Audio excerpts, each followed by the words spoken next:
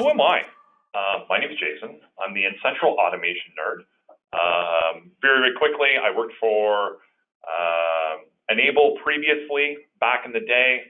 I left to go work for a really big, successful MSP here in North America, and I decided to come back. And between there, I was the director of managed services and some other stuff in between. So I did some cool stuff, and then I decided to come back here as the Central Automation nerd. With me today is Marc-Andre Tanguay. Marc normally leads the automation office hours, but I've been crafting automation like crazy lately. No, I'm kidding. But it's one of those things where Marc's going to kind of sit by and obviously help me when needed. Marc has been responsible for much of what is in Automation Manager, and also a lot to do with what is in the Automation Cookbook as well. So thank you, Marc, for joining me here on the Automation Office Hours. Yeah, buddy. Okay, so one-stop shop for Enable resources. Okay, so if you head over to success.n-able.com, which is the page you see before you, this is probably the most important resource that you're going to get as a partner, right? You have access to all of our training content, all of our boot camps, anything you need to know within Central. So if you're just starting out and you're a new partner, this is where you go. Now, that being said, the bulk of all of that boot camp and training is listed under the MSP Institute. If you are looking to get automation, which is probably why you're here today, click under resources and click under the Automation Cookbook. We kind of bury it for whatever reason. I wish we could showcase it a little bit better. We're working on it. Okay, so what are office hours? Obviously, it is a Q&A format. Ask me anything about automation or Central. Engage with industry experts like myself and Marc-Andre. Foster an online community, grow your business with tips, tricks, and best practices. So outside of just working on things like automation, I'm pretty good at Central too. Same with Marc, so you can obviously ask us anything about those two things. And also get feedback on ideas and product suggestions, all right? So we're here for you to ask us anything. Okay, and again, we talked about the Automation Cookbook, we talked about the MSP Institute, but obviously there are ways to contact myself and Marc. I am responsible for anything Central related. So if you hop into our partner forums and you have any questions or you want to post something about Central, I'm the guy who typically responds. I don't get to all of them, but I typically chime in on, I would say, a good 80% of them. As well, Marc and myself also look after the automation stuff as well. So you're here in the Automation Office Hours. Now is the time to do, kind of the question period. So if you have any questions around Central, if you have any questions around automation, something that maybe your MSP is struggling with, or something that you want to automate, ask, please. Okay, now. Actually, now would be a good time. Let me just pull up the Automation Cookbook here. Success. Okay, let me just pull this over. All right, so again, like that page indicated, we were on the, Success. You're going to go to Resources and Cookbook. Typically, I like to do a slide, or Marc likes to do a slide that really kind of showcases what we have done within kind of the last, 3 weeks, the last month. So let me just get rid of some of my filtering here. Obviously, there is a Windows 11 compatibility checker for Central, right? So we've done it for both RMM and Central.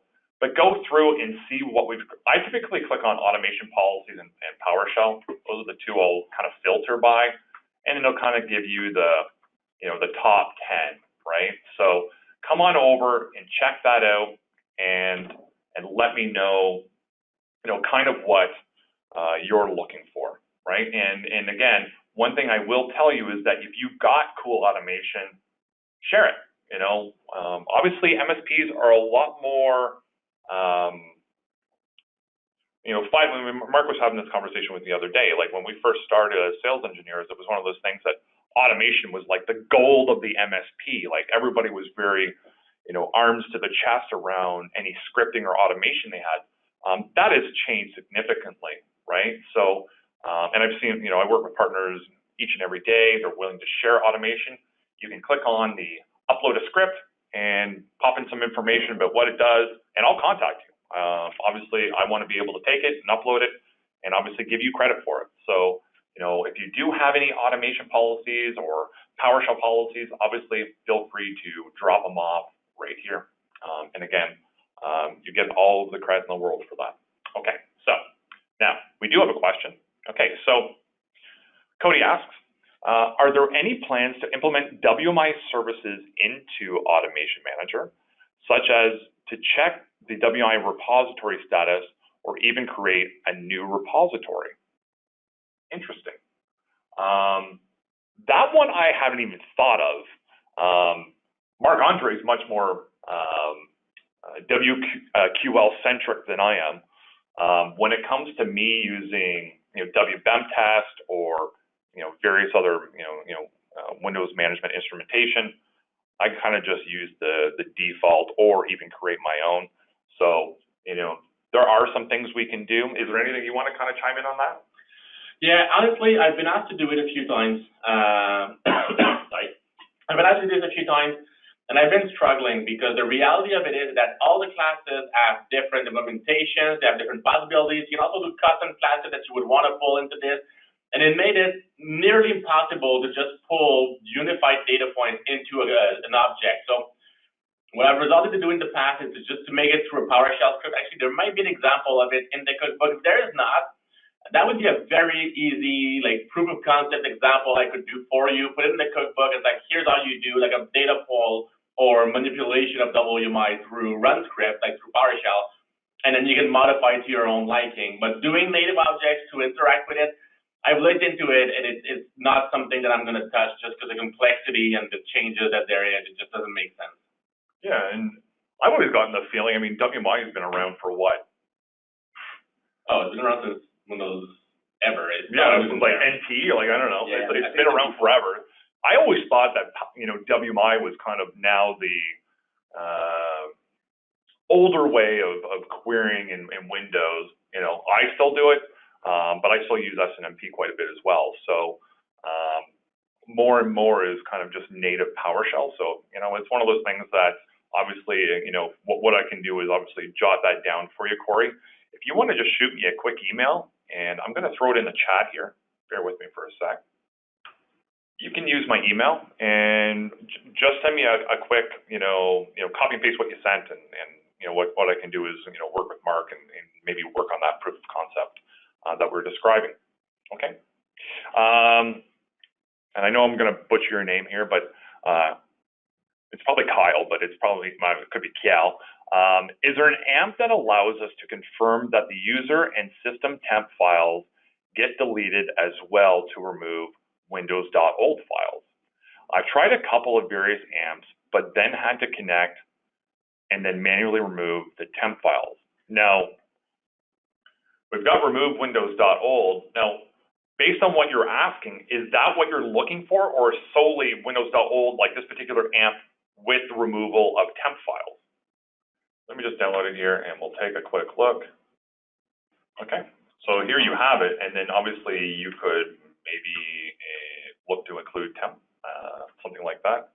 Am I on the right track here, Kiel? Okay, cool, right? So obviously just being able to come in and incorporate old checklist files if you wanted to as well. You can make this a much more comprehensive, clean utility than obviously just Windows.old. Hopefully that answers your questions. If you have anything else, obviously feel free to ask another question. Daniel, we're getting a few more, so let me just expand this 1 second here. Okay, so we're using the reboot prompt AMP, but the prompt launches behind, okay, so yes, I'm aware of this one. Everything is being missed. Is there a way to force that to the top where they have to acknowledge the message? So I have heard of this. You know, the end user is working in Excel, you know, they get a pop-up, and then immediately what happens is it actually goes behind all of the screens. You know, that's something that you know, between Mark and myself, we're aware of. That would have to be some kind of product enhancement, specifically around the pop-up. Now, a question for you, Daniel, which prompt are you using? Are you using prompt or input prompt? So if you could clarify me on that one, because I've used input prompt and I feel like it comes to the top, but again, if they open something else very quickly or if they're maneuvering Windows, it will go to the back, but that's kind of just typical Windows behavior. We'd have to have something that would, you know, kind of like a task tray icon that would pop open and then kind of sit there, you know, over top of everything else. I think that would be one way to handle it, but currently it is just a regular Windows pop-up, so it does kind of go to the reboot prompt inside Auto. Okay, but there is a couple, right? So if you were to look through your reboot prompt that you created, or the one that maybe you've downloaded, you should be able to look at the automation policy, and it should either tell you if it's the prompt or the reboot prompt. So there is two different ones, and that's where I was getting at. I like the newer one. The newer one is called input prompt. It's much more customizable. You can change some of the color schemes and include fonts and branding and everything else. That is the main one. If you're using just the prompt, it's a very kind of, you know, Windows 98 vanilla text-based prompt, right? And that is the one I think you're probably using. So you may want to try playing around with that. And here, I mean, I'm already in here. Why not just take a look at it? Prompt. This is the one I'm describing, right? So this is the one I feel it comes to the forefront, but again, somebody clicks off to another Excel spreadsheet, if they're clicking around in there, it will obviously go to the back, right? Because it's just a pop-up. It's not like a task tray icon.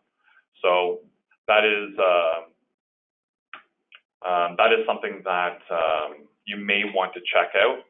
I don't know of one that uses this example because of things like the rebranding. So if you come into options and branding, you can obviously do all of your branding here and what have you, you know, and also include your logo and everything else. But this is the one you may want to, you know, design specifically for what, you know, the use case that you're using, which is probably some kind of nag alarm. And I actually love that one, right? Nagging your end user because they're now 10 days past reboot time or uptime or what have you.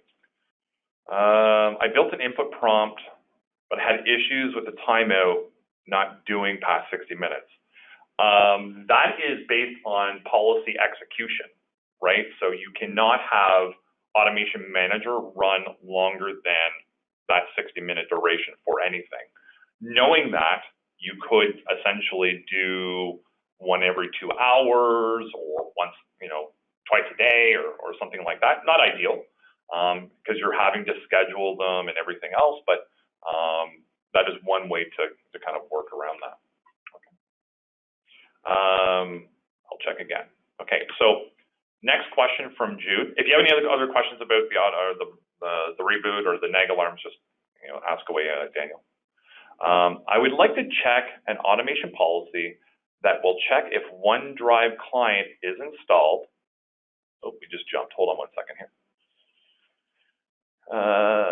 Is installed. If it's not installed, it should install it. Okay. Are there other automation policy on OneDrive like signing, protecting folders, and syncing? Try to push OneDrive to Windows 7 to device, and it was not successful. Obviously, you know, Windows 7 being what it is, I can understand that not everything is crafted these days for Windows 7, so there might be something custom we have to kind of, you know, find on the internet or Google to, you know, download and install for Windows 7 specifically. Let me just look here. Okay, so there are some. I'm trying to think here. Give me 1 minute. Let me look at, maybe instead of just typing in the search bar, let's go enable GitHub, because some of our partners also supply automation and not everything is on the cookbook. So let me just do a quick OneDrive. I know I've seen a comprehensive OneDrive install and various other checks. I'll have to check that out for you. I know I might even have something on my computer. I can't even remember. But Daniel, do me a favor. If you want, just send me an email on that. jmurphy at, well, it's in the chat, but jmurphy at n-able.com. I don't know about if I have something out of the box for Windows 7 specifically, but I know there are comprehensive scripts out there for what you're describing. So I'm pretty sure that we'll be able to find something on that. Okay. Now the next question here is trying to mitigate from DFS where we have client folder redirection set up to OneDrive. Wanted to know how much of N-central automation can help. Trying to migrate from DFS where we have client folder redirection set up to OneDrive. Wanted to know how much of N-central automation can help. You might have to expand on that a little bit. What do you think, Mark? Do you have anything off the top of your head? Yeah, I mean, if you're using DFS shares and you want to go to just OneDrive redirection, the DFS for your home drive, you can redirect through PowerShell. I've seen that done before, just to run a script as a logged in user and just redirect all the folders. There's scripts online that exist for that. That's already pre-made, so you don't have to invent that wheel. Now, the rest of the DFS shares, however, you're going to need to,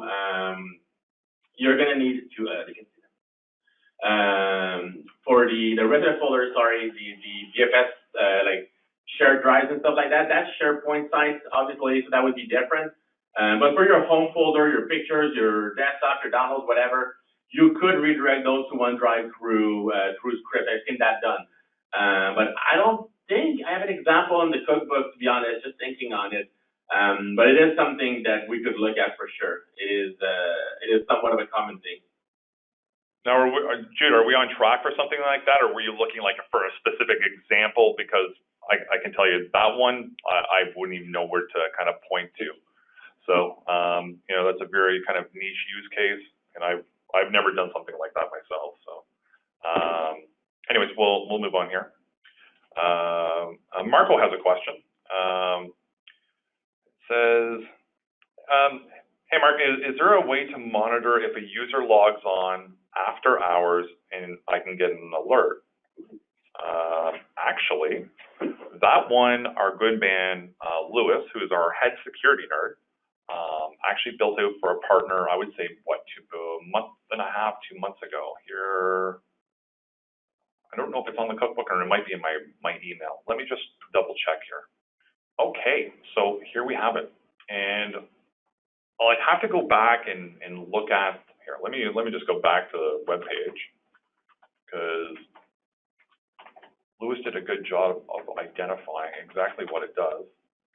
Okay, this service will will check if a user has logged into the endpoint outside of the defined business. Okay, so this should do exactly what you're asking.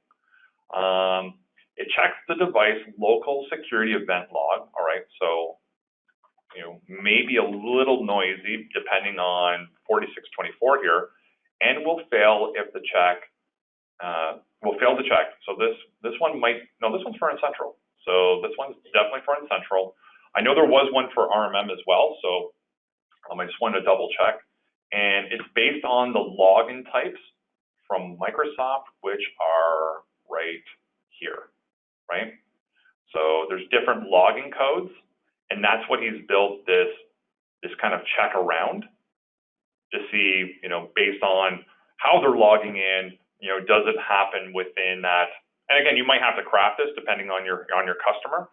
If they start at 7 a.m. and then they should be logged off by 6 or 7 p.m., then you now have your window. So you may want to obviously go through and customize something like that, right? And here's the script in PowerShell, right? And I don't log in after hours, so let's see what that output kind of looks like here. Now on this computer, I probably have 4 gigs of Windows event logs, but so it tells me my login types, but doesn't really output anything of value based on output 0, which means I'm probably fine, right? So that's a really good one. I would check that one out. I mean, that might be, especially if you're always trying to enhance your layered security approach with your customer, providing some value around this, around who is logging in after hours when you know they're more of a 9 to 5 shop or something like that, to that effect. Okay, so I hope that helps you out, Marco. Is there any, an essential question, is there any plans for more granular permissions within Central? Now, this is something I would typically like to, unmute or what have you to kind of do a little bit of back and forth, but based on the recording of the call, we can't really do that. So this is what I can tell you. When it comes to more granular user permissions, potentially. The thing is that we're going to have to do, so let me show you this 1 second. Let me pull over a tab, and I want to show you a post I wrote recently. It was kind of my first foray into writing something very public to our partners online. So what I did was, if you head over to Reddit and you follow Enable, I wrote a post, and it was called What We're Working On. So the reason why I'm highlighting this is that specifically, I did not talk about, hey, we're going to build out more granular user permissions. However, what I did describe, and formally I did copy and paste exactly what came from our product team, because what we're going to be able to do very shortly is we're going to separate the UI communication from the agent communication, okay? And that is something that we've heard loud and clear from our partners, because currently everything is over 443, right? All of it, right? So we know we need to make things a little more granular for that communication, but in doing so, we will have to also enhance some of the permissions as well. Who's going to be able to change that communication or what have you? So I don't think we're going to get much deeper and deeper, but Jack, I would like to understand what your use case is, maybe specifically if you have one around, oh, hey, I couldn't get this one type of permission set for my tech because it's buried under administration and I want them to have it, but they're a tech and they shouldn't have that access. So I would love to know more about your particular use case, but what I can tell you is that we will be tweaking some of those permissions probably very shortly as we build this piece out. So again, come over to Reddit and check this out as well.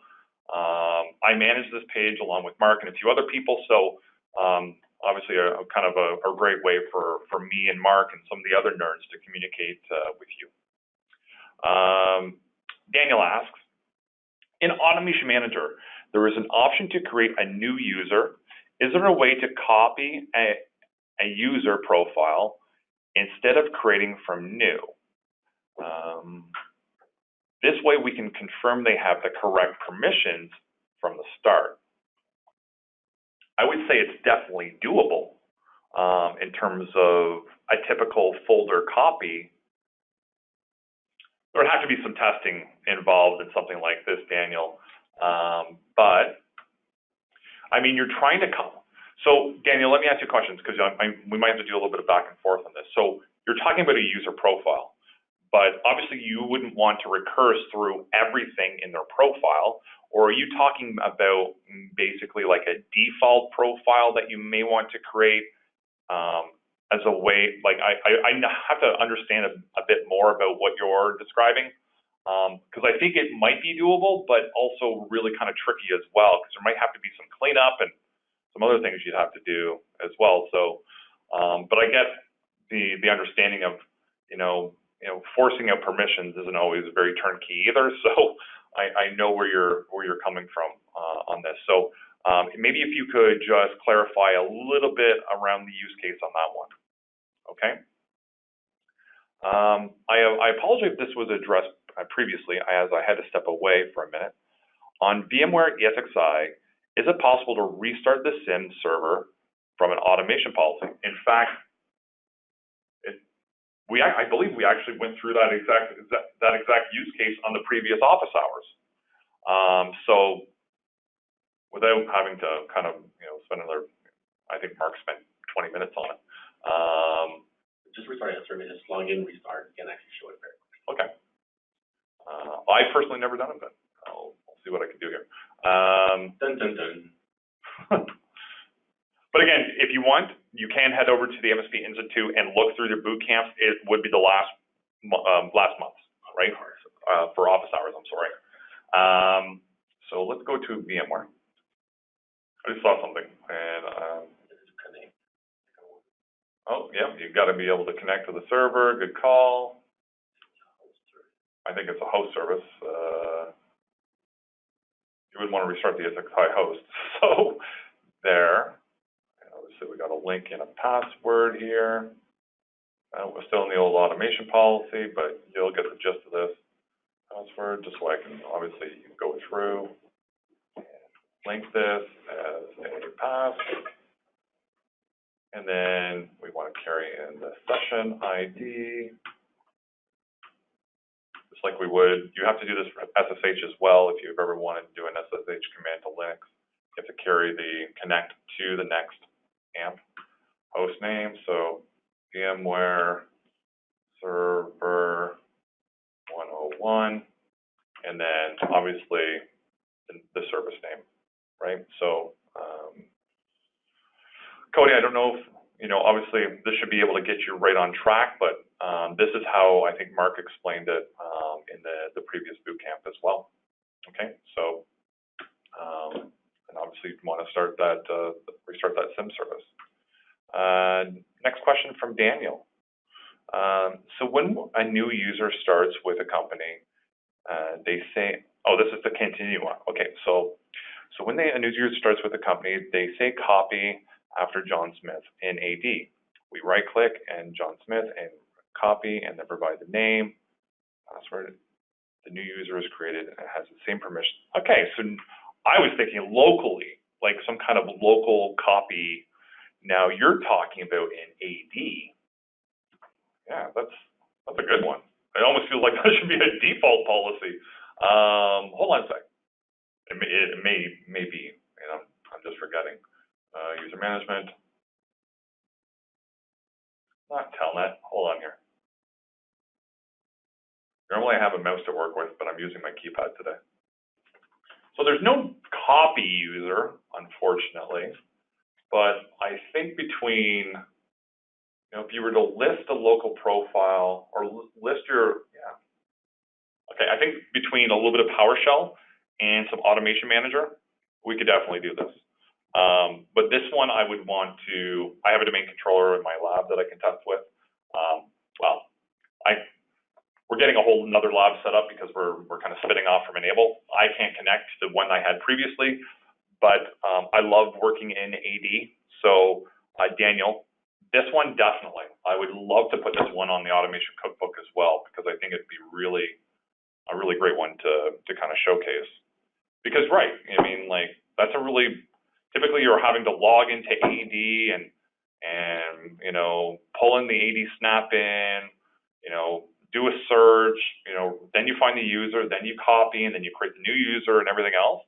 That could be a really turnkey policy. So I feel like, you ever seen a policy like that before? Like just copy an AD user? To do that, you have to do the new AD user command that will do a templated user, then just to copy all the properties over.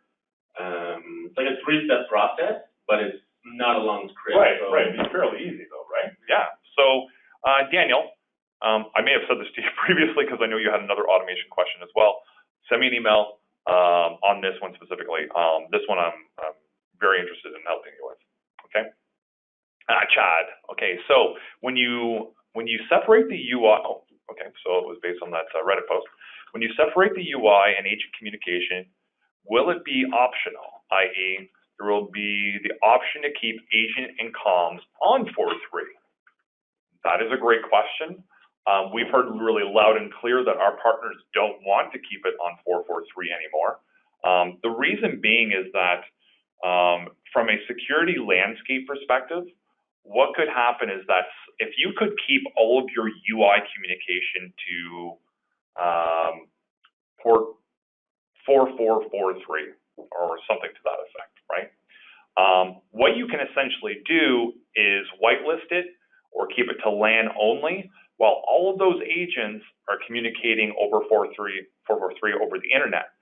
That way, you've now isolated your N-Central server to maybe LAN communication or a very specific port that only your techs can use over VPN, so that nobody is going to come in and try to attack that public N-Central server, because now it's more at least the UI and the logging in and everything else is all now private, or at least heavily restricted, right? So yes, we might be able to. I'm not sure, but it's one of those things that we're only developing the kind of test scenarios and working with devs in terms of timelines. It's very early on, but I'm hoping this is something that's going to probably come out within I can't get into timelines but definitely before the end of this year, right? So I talked to Chris Reed, who's our lead PM for N-Central. I'm sure we're probably going to allow it, but I can't say that 100% either, right? Where do we find the old boot camps? Well, let me show you. I probably have like 20 Firefox windows open right now. Let me go to success. Oh, success, there we go. That's the first thing you're gonna do. You're gonna click or hop into that portal. You're gonna click on or hover on MSP Institute, access MSP Institute. Now, this is what I typically do. If you want product training, you can click right into N-Central, okay?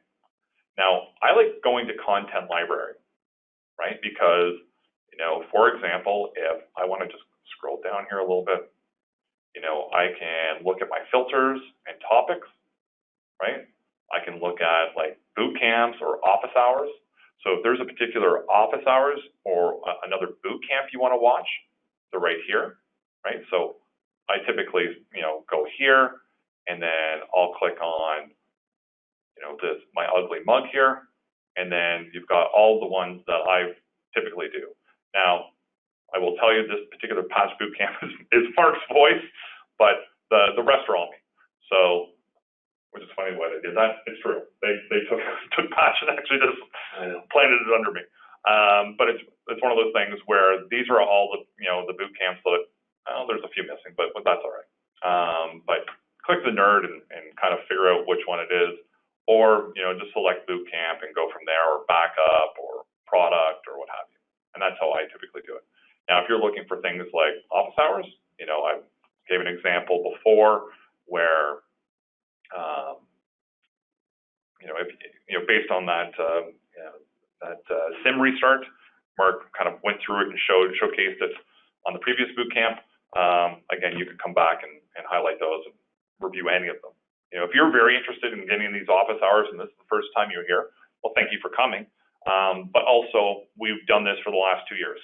So there's tons of automation content that you could go through, okay? So hopefully that answers your question, Betsy, okay? Correct an AD, not locally. Yeah, okay, but I put it into the chat. So if you open up the chat, you'll see it, or it's J Murphy, or Jason.Murphy, you can use or. I usually have some filters set up, so please try to use jmurphy@n-able.com, because all of my partner communication comes from that particular source most of the time. So jmurphy@n-able.com, and you can hit me up there. Now, it looks like we're almost at a question. Oh, hold on 1 second here. Okay. You saw something around the Windows 11 compatibility.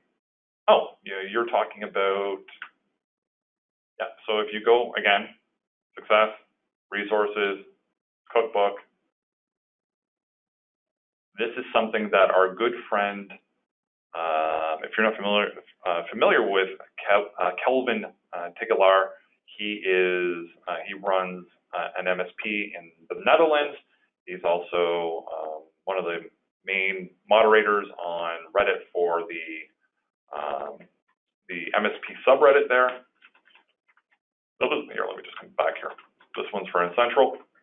This is the Incentral Automation Hour, so I might as well keep in the theme there. It's funny that you brought that up because I had it up on my screen or in my automation manager because I was actually just checking it out today. So it was one of those things where,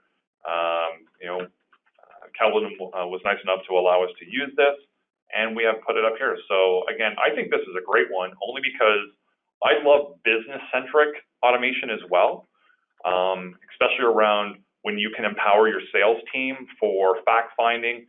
People think of automation like, because we're technicians, right? So we always think of automation like fix a problem or get information to, fix a bigger problem or what have you. We're always in the kind of the problem management business. But sometimes it's also fact-finding, so you can deliver your boss information around to say, okay, Windows 11 is coming out. Do you know that 80% of our customer base isn't going to be ready for it? That's an opportunity, right? Or could be an opportunity, obviously, when Windows 11 comes out. So it's one of those things that it's a great way for you to work with your management team. And that is really, really important. If you can provide management more and more value, the better off you'll look, right? So it's one of those things where highly recommend that, you use automation like this. Okay, so obviously come over here and then check it out. It's one of the featured articles. So, yeah. Last question. You can ask as many questions as you want. We've got another 14 minutes. Last question, is there a way to run an AMP that would either repair or uninstall Intel Optane pinning? Now, I'm a technologist, but I don't even know what Intel Optane pinning is. You know what? Do you know what it is, Mark? Sorry, what? Intel Optane pinning. I've never heard of it. Obviously, it's Daniel, confirm, is that obviously a very specific Intel software? No, Optane is a storage thing. Oh. Is there memory, super fast memory storage? Okay. Pinning must just point towards if it gets pinned like too high. But yeah, we need more info from. It won't take too much time because I don't like sitting here just install this tool. So there's right. an RSC update. Right. That's what it is. Okay. So I would say, looking at it very quickly, there's probably something that we can do, obviously, right here and incorporating this and doing whatever it needs to do. I'd have to sit here and spend five minutes reading through the use case of what the problem is and then trying to figure out what they're doing to fix it. But yes, I would say 100%. Well, 99%. Depends on the nuances involved, but yeah, it might call for 3 reboots or specific OS or what have you. So yeah, I don't see why not. Let's see here. Any other questions from any of you? We've got a little bit of time left, so I want to make sure that, if you have any questions about Incentral or any of the security things that we talked about, or, permissions or Reddit or what have you, or specifically automation. Obviously, I want to make sure that that you guys are comfortable and that you have all of the answers that you have questions to. I know I had to kind of pivot to using my email and getting back to you, but sometimes I have to, give you a call and say, okay, what did you mean on the office hours, and if you can just expand on it. Like anything, especially with myself, Mark is very good with kind of on-the-fly automation. I typically have to, fact find and do a little more Googling and putting it together in my head, and then I can go, oh yeah, we've got, PowerShell for this, or we've got an AMP I can build, or what have you. Okay. Is this the first time I've done these office hours? Is it possible to send you a policy I'm working on, but can't figure it all out? Absolutely. You've got my email, Betsy. Now, I get probably anywhere from 100 to 150 partner emails a day. That's not just my internal business stuff and deliverables that I do. Sometimes it does take me a little bit to get back to you. But Betsy, absolutely. At least I will give you a quick, yeah, I can help you out here, or have you thought about this, or you know, if there's some PowerShell that you're struggling with, you know, either between myself or Mark, we can, you know, take a look and maybe steer you in that direction as well. So absolutely, 100%. Is there a way we can update a server? We can automatically do it on another server. Christopher, I don't know what you mean on that one. Is there a way when we update a server, we can automatically do it on other server? I mean, maybe you're talking like Hyper-V, like if you're talking about like updating a VM and then I want to update the host or what have you. So yeah, 100%. A lot of our partners create, you know, automation around that. If you want to look to things like the Hyper-V objects, let me just pull it up. Okay, so between, you know, if you want to look at one big bucket of automation, you'll see here that I don't know how many, I've never counted all of them, but between Hyper-V hard disk and DVD to all the way to here, I'm guessing we probably have close to 100, right? So you can, now you have to put some things in place to do this, right? So if you're doing automatic patching of your VMs, right, and your hosts, right? So everything's getting patched in terms of detection, downloads, and installs. What you're really looking for is a way to automatically do reboots, right? VMs go down at one point, they come back up, and then obviously you have to safely take down VMs and also, you know, reboot the host. Host comes back up, and then safely fire up VMs. There is definitely automation for that. What I would recommend is that if you give me a little bit of time, I'll actually showcase it on a future office hours. You know, obviously that's a month away, but hop into the next office hours and I'll have that one ready. I'll actually make note of it as soon as we're done this call, because there's so much value to being able to do that kind of stuff. So, you know, I'll create some kind of mock example, and you know, based on, you know, maybe 3 VMs, but also a policy that, you know, is comprehensive enough to, you know, reboot, you know, VMs and hosts, and then, you know, safely take everything back up. Okay. Is this the first time I've done these office hours? Okay, well, that's Betsy. Yep. So I jumped around. I missed a question. So if I missed another one, put it at the very end because I don't want to miss any more. This is my first session. I just heard about them. Thanks. How often they happen? Once a month, right? So, you know, if you hop, well, I know I keep on going back to the Success Center, but let me just go up to my Firefox here and find that. I'll pull this one over because I keep on reopening Windows. Again, Success. And we post 3 months worth of kind of boot camps and office hours and events, I guess we'll call them. There's a ton of stuff in here, but if you look through, this is where you can register for other office hours as well. It's not just in Central. We have office hours on security. We have office hours on sales and marketing. We have office hours on backup.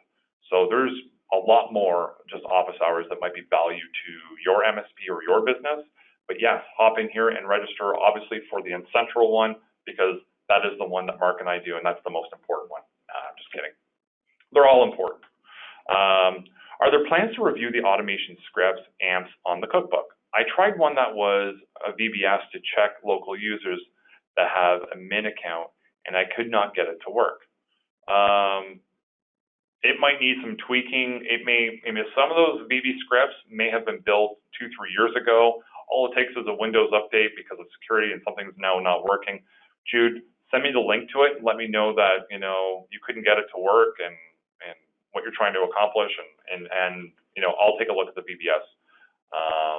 In fact, sometimes I feel much more comfortable in VBS than I even do in PowerShell. So let me have a look at it and we can kind of go for there. Okay. So that was yes, thank you, and thanks. Perfect. Awesome. Well, I hope you guys found the automation office hours this month valuable. If you have questions, obviously you can reach out to myself, jmurphy@n-able.com. And again, I always like to end with, you know, the if you want to be involved in our partner advisory group, you can actually do so. Obviously, have to send me an email for that, and then I can obviously work on getting you registered for that.